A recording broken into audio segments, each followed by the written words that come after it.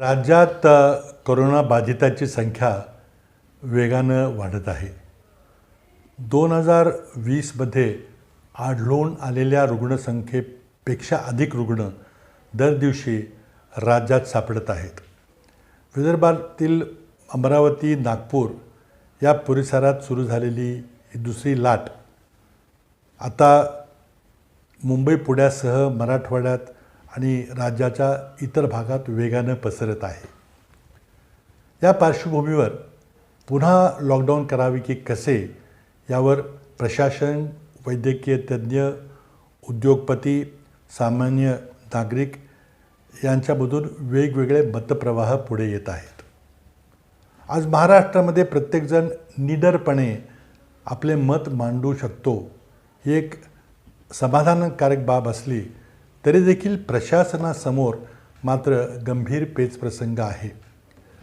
परिणामी राज्य पातळीवर लॉकडाऊनची परिस्थिती आणि अपरिहार्यता निर्माण झाल्यास काही बाबी विचारात घेणं आवश्यक आहे. लॉकडाऊनची अंमलबजावणी करण्याआधी सर्वसामान्य जनतेला पूर्वसूचना देणे आवश्यक आहे.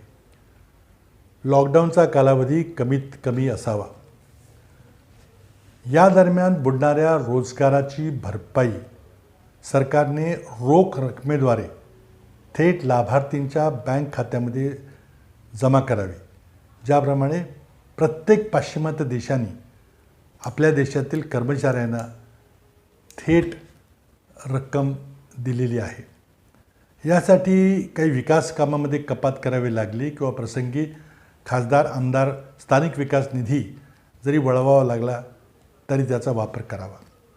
खाजगी वाहनातून प्रवासास मुभा द्यावी. शेतमाल तसेच औद्योगिक मालाची वाहतूक चालू ठेवण्याकरता त्याचा पुरवठा साखळीवर अनिष्ट परिणाम होऊ न देता प्रयत्न करणे आवश्यक आहे. मोठ्या प्रमाणात लसीकरण वाढवले पाहिजे. केंद्र सरकारने गेल्या मार्चमध्ये अचानकपणे कोणतेही पूर्वनियोजन न करता देशव्यापी लॉकडाऊन जाहीर केले. त्यामुळे देशाच्या अर्थव्यवस्थेला याचा फार मोठा फटका बसला. लाखो लोकांचे रोजगार कायमचे निश्चित झाले. 3 कोटीपेक्षा जास्त लोक दारिद्र्य रेषेखाली ढकलले गेले आहेत. त्यामुळे जनतेला विश्वासात ठेवून अर्थव्यवस्थेमध्ये कमीत कमी नुकसान होईल आणि त्याचबरोबर कोरोना संसर्गाची साखळी ओढण्यास मदत होईल अशा प्रकारे लॉकडाऊनचे नियोजन करणे आवश्यक.